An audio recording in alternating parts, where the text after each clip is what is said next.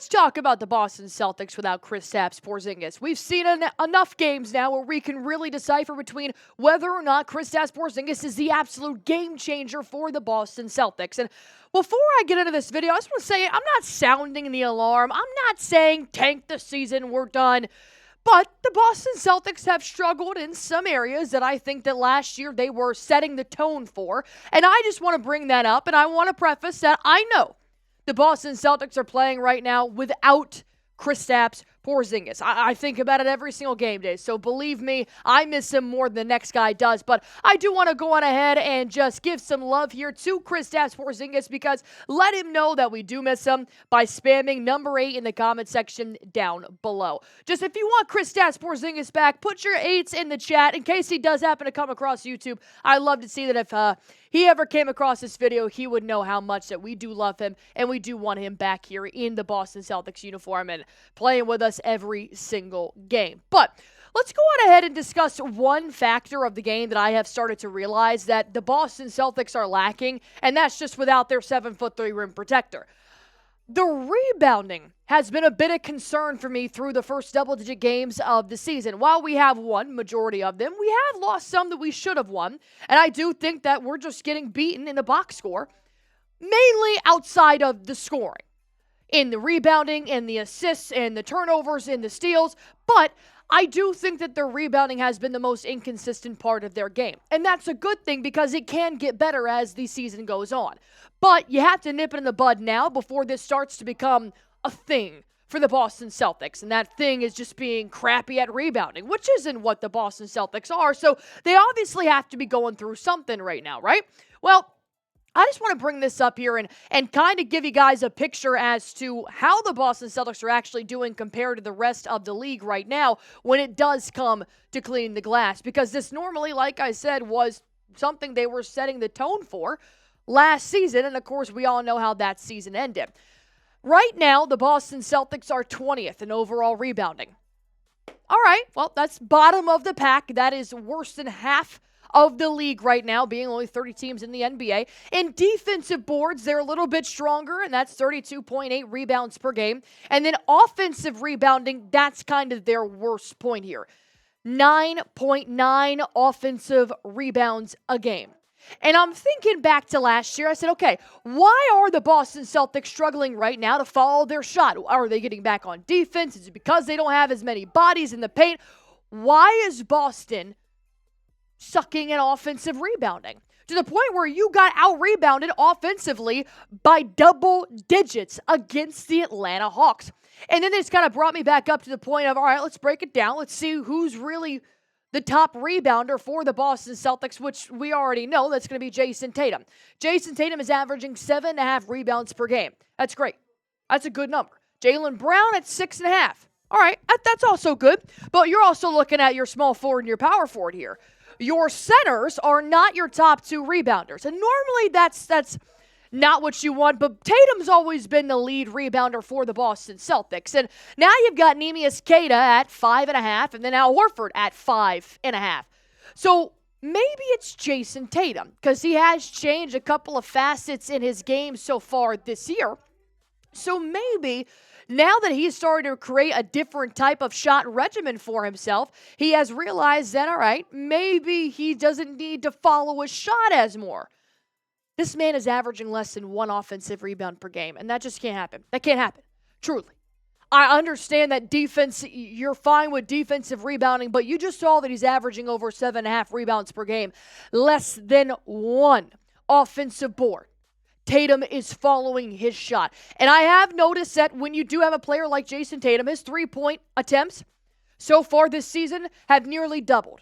We know that he worked on his 3-point shot. We know that he worked on his jumper in the offseason. So now that Tatum is not taking mainly most of his shots inside the paint, in the post, or kind of in that mid-range, he's jacking up threes from 28 feet. He's not going to be the guy to crash in and get that offensive rebound.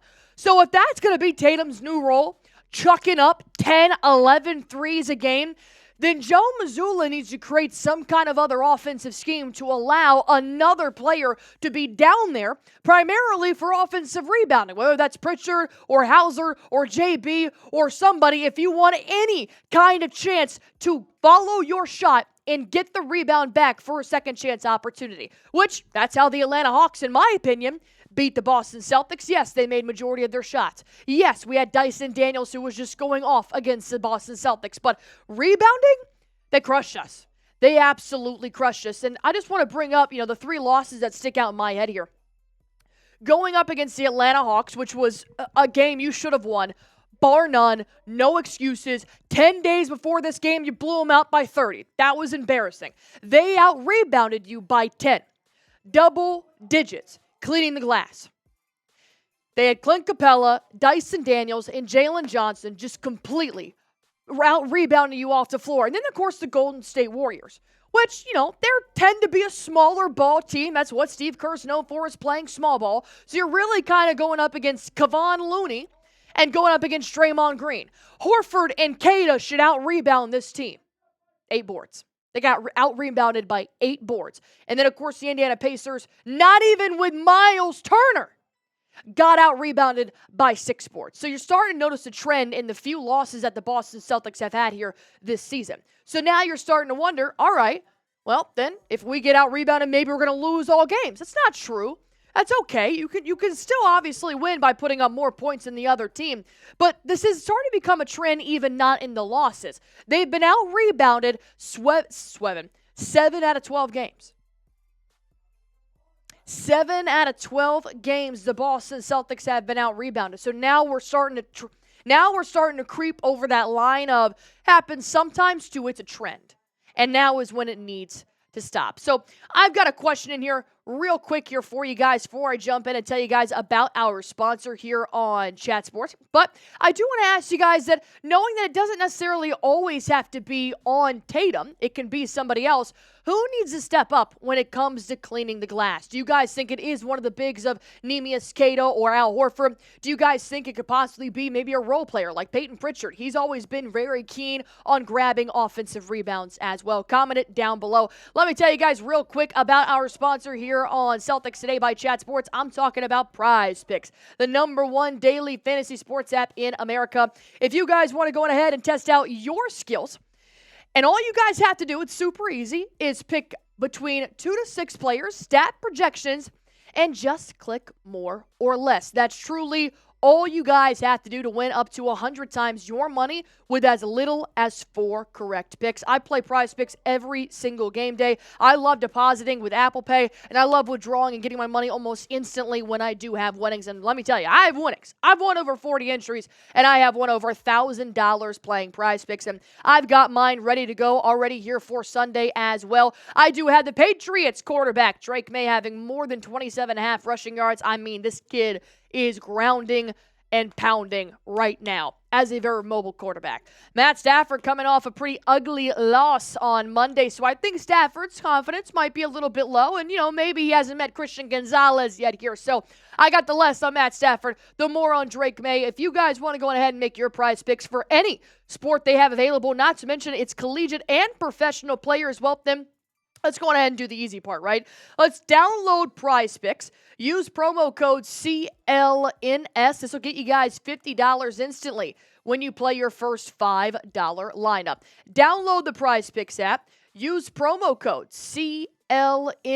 This will get you guys $50 instantly when you play your first $5 lineup. PrizePicks, run your game. Let's go back a year real quick. And before you go in the comments, say, Allie, this is not the same league. This is not the same team as it was last November when the Boston Celtics started their run of the championship. I know. I'm aware. But there's a drastic difference to how that team, in my opinion, started off this season and how they started off last season as well. Because when you do look at those stats that I just showed you about, the offensive rebounding and kind of how crappy they're being right now when it comes to cleaning the glass, that's not how it always was. Last year, when you look at the Boston Celtics, when they are cleaning the glass, there's a drastic difference, all right? They were first in rebounds per game with nearly 50 boards a game. Nobody was touching that glass when the Celtics were playing. Defensive boards, they were also first in that, averaging about 6 more defensive rebounds than they are right now. And then, of course, offensive rebounding is still kind of hard. 15th is not as high as I wanted it to be last year either, but that's never really been the Boston Celtics' strong suit just because they've always been a shooting-heavy type of team. They always try to just get back on defense and just play their game the way that they know how. So, what was the difference, right? Well, how come the Boston Celtics were so much better last year than they are this year? Well, Kristaps Porzingis is the answer to that.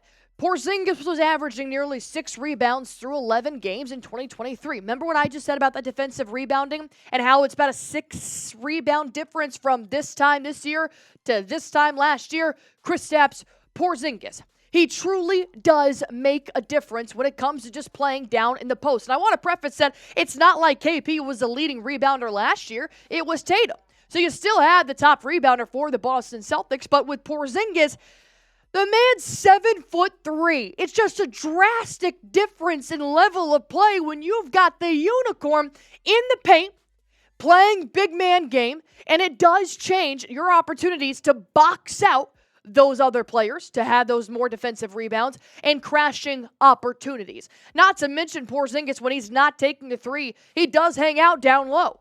And it's a lot easier to get a rebound when you're going up against a 6'9" guy and you're 7'3". I saw Luke Cornett going up against the Atlanta Hawks over Dyson Daniels. He didn't have to jump, just has to reach over him. That's how Porzingis tends to rebound. So it does make a difference, even if he's not the top rebounder for the Boston Celtics. That's about a 6 rebounding difference that the Boston Celtics don't have. And I'm going to repeat this. I don't want you to be in the comments be like, Allie, calm down. It's 11 games. I am calm. I'm chilling. But I just want to bring it up now so that it doesn't become a trend. Because if we make this video after 30 games, after 50 games, and we're still bottom of the pack when it comes to rebounding, it's going to be 10 times harder to try and win back-to-back. And that's the goal, right? And the one thing that I think it will come down to before you get Porzingis back is just wanting it more. I'm not going to say the Boston Celtics don't look like they want it, because that's not true, but I've noticed a little bit of a decline in hungriness. I've noticed a little bit of a decline in just being more aggressive towards the Hawks, the Brooklyn Nets. No team was beneath the Celtics last year. They weren't. Joe Mazzulla still played the starters up until it was time. It was a blowout. And so I do think that maybe they settled a little bit in terms of their aggression and how they face teams. But, it is very early. Things can start to change once you get Porzingis back, and we have dealt with a few injuries with Jaylen Brown and Jayson Tatum as well. So there's still plenty of time here, but they just need to show me that they just want it more. And that's what it comes down to. So I have a question here. I think it's N for no, but you guys can tell me. Type Y for yes, type N for no. Are the Boston Celtics facing a championship hangover? I'm going to go with no. I think that's a stretch. Once again, if we make this video in February, then yeah, we got a different problem. But I'm going to go with no here. You guys let me know in the comment section down below. As always, be sure to interact with us here on YouTube and go on ahead and hit that sub button for me.